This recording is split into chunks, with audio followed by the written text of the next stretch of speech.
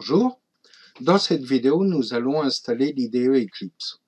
Nous avons installé Java et avons vu que nous avions une installation qui nous permettait de développer une application Java. Cependant, utiliser Notepad pour éditer les sources d'une application est assez vieux jeu et très rude. Alors qu'est-ce que c'est qu'un IDE? Eh bien un IDE c'est un environnement de développement intégré. Il propose un panel d'outils dédiés à la programmation. Sur la base d'un langage spécifique, en l'occurrence Java, il est plus simple d'appréhender un projet de développement. Donc nous allons aller sur le site d'Eclipse, www.eclipse.org. Voilà, nous choisissons, je permets les cookies, Download. On va télécharger donc l'IDE Eclipse. Voilà. Alors, on ne va pas le charger depuis la République tchèque, on va prendre un site français, le CNRS. On enregistre, enregistrer, et le démarrage est terminé, on se retrouve à la fin. Eclipse était à l'origine un atelier logiciel initié par IBM, permettant de fournir un ensemble d'outils d'aide au développement, ainsi que certains frameworks. Un framework est une infrastructure de développement. Eclipse est lui-même écrit en Java et permet de créer des applications riches et multiples très performantes. Eclipse est devenu un standard du marché des logiciels de développement et est une des plus grandes réussites de l'open source. Aujourd'hui, Eclipse est une solution de référence pour le développement grâce au concept de plugin qui a permis le développement énormément de briques logicielles que peuvent utiliser les applications. Les utilisateurs d'Eclipse ont créé la fondation Eclipse. IBM est toujours dans cette fondation, mais il y a beaucoup d'autres membres.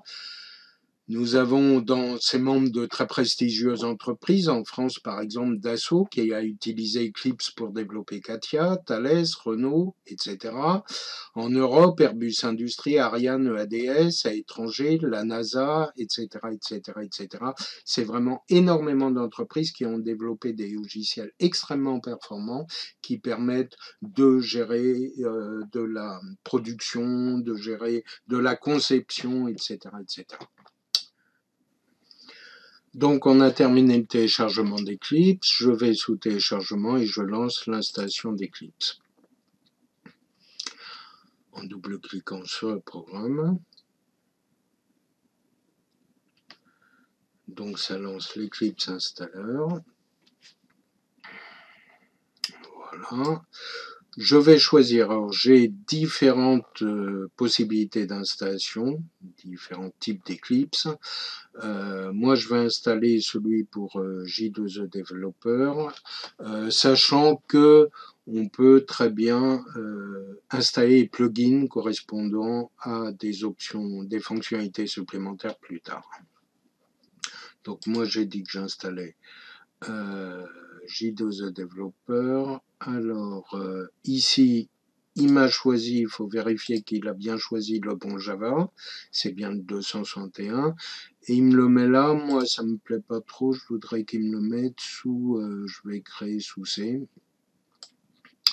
je vais mettre, et je vais créer un répertoire.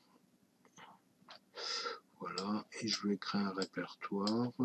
Ici, nouveau, dossier, Eclipse 06 2020, puisque c'est son nom. 06 2020, c'est la version de juin. Donc c'est une version très récente en fait. Voilà, sélectionner un dossier, voilà, et je l'installe. Voilà, donc il met tout l'environnement en place. Il me demande il y a un package qui est non signé, un .jar, c'est une librairie qui n'est pas signée, il me demande d'accepter, j'accepte. Voilà, donc j'ai installé, on va regarder un peu ce qu'il a installé. On va aller sous donc le répertoire que nous venons d'installer. Donc j'ai dit c'était sous C et que c'était sous Eclipse. Eclipse, pardon, le voilà, Eclipse de 06 2020. Alors on va lancer Eclipse.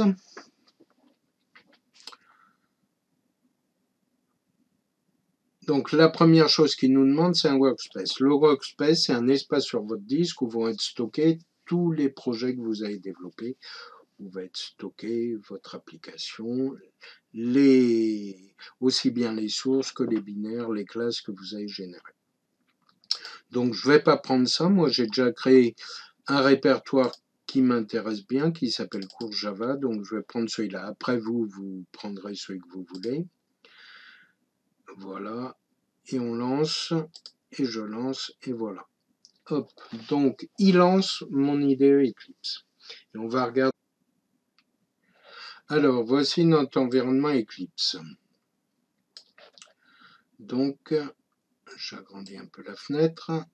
On va le regarder un peu. Déjà, on va vérifier les préférences. Les préférences, c'est comment est paramétrer votre Eclipse. Et notamment, on va les regarder, nous, le Java qu'on utilise, vérifier que c'est bon. Donc, on a Java. On vérifie les installs JRE. Voilà, on a bien JDK 261. C'est bien ce qu'on a fait, ok.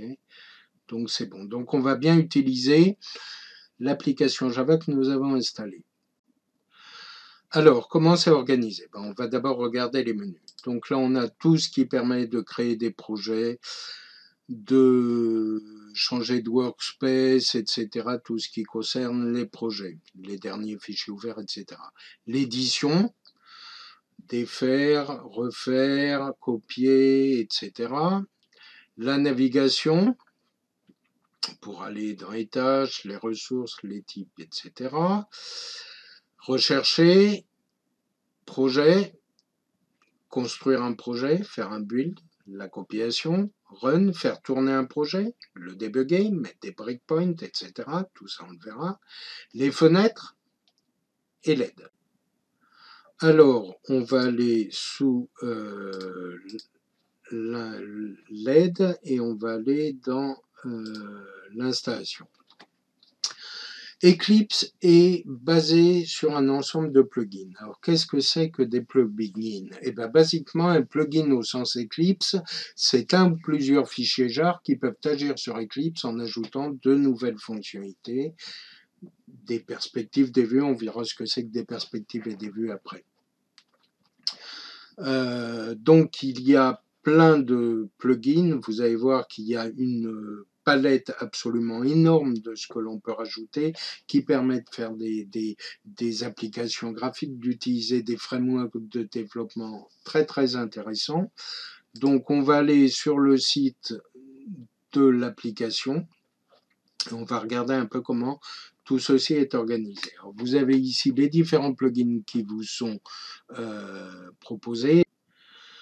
Alors, nous avons des frameworks de développement d'applications, par exemple Jack, Graphical Editor, qui est très utilisé en CAO, sur lequel notamment est basé Katia, mais aussi plein d'outils, plein de logiciels faits par exemple par Thales, des logiciels d'électronique, etc., etc.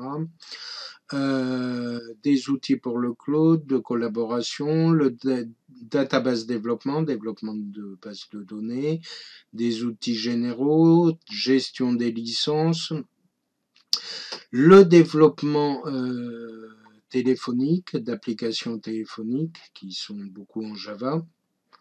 Alors, on a une installation Eclipse spécifique au développement téléphonique, mais on peut le rajouter à une installation déjà présente. C'est l'intérêt des plugins, c'est justement qu'on peut enrichir des applications. Le modeling, alors le modeling, c'est tout ce qui est conception objet, UML, etc. Hein, voilà. Je remonte. Gestion des performances, tracer l'analyseur de mémoire, l'analyseur de performance, étude du garbage collector, on verra comment ça fonctionne, Donc je remonte. Ensuite, on a différents langages de programmation. C++, alors on a vu que dans les installations, on pouvait installer un Eclipse dédié C++. Franchement, c'est préférable d'installer Eclipse dédié à un langage particulier. Mais on pourrait, à notre installation Eclipse, rajouter le plugin C++ avec toutes les options qu'il propose, tous les plugins qu'il propose. On a aussi du Fortran. On a aussi du JavaScript, JDT, Java Development Tools, on a du PHP. Voilà, alors moi je conseille plutôt quand même d'avoir, je répète, une installation par langage, c'est quand même mieux. SOA, les tests, important les tests, donc Jubula, on verra. Et tout ce qui est web, XML, Java 2E, etc., production noire, voilà. Donc, on va quitter ça pour l'instant et on va revenir dans notre installation. Alors, comment est organisé Eclipse? Votre environnement Eclipse est organisé en perspective. Ici, on est dans une perspective développement. Qu'est-ce que c'est une perspective? C'est un ensemble de vues dédiées à une problématique donnée. Ici, je suis en développement, donc j'ai une vue qui me donne ici l'arborescence de mes projets. Ici, j'ai un éditeur qui me permet d'éditer un élément donné de mon projet, un source ou autre. Ici, j'ai d'autres vues qui sont des vues qui me permettent de voir des déclarations, etc., de voir les problèmes qu'il peut y avoir à la compilation. Ici, j'ai d'autres vues encore, donc on verra ceci. Alors, qu'est-ce que j'ai comme autre perspective? Je peux changer de perspective, je peux aller dans une perspective de debug, par exemple. Et là, j'aurai, vous voyez que le bandeau ici a changé, j'ai pas du tout la même chose. Ici, c'est pour lancer une application. Après, je vais pouvoir la débugger, donc là, on le voit pas, mais on verra tout à l'heure, on va faire. Le mieux, c'est de faire un exemple. On va commencer, on va retourner dans la perspective de développement. Donc, c'est pas développement, c'est Java. Et on va créer notre premier projet. Alors, avant de créer mon premier projet sous Eclipse, je vais retourner sous cours Java. Vous voyez qu'il y a metadata qui a été rajouté et je vais supprimer ma première appli parce que je vais la recréer sous Eclipse. Voilà. Donc, je vais créer un projet. Donc, je fais File New et je choisis Java Project. Voilà.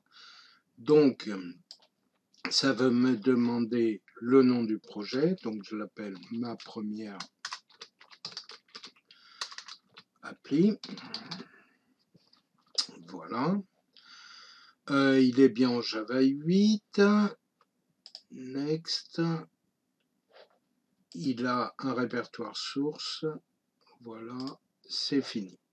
Voilà mon projet.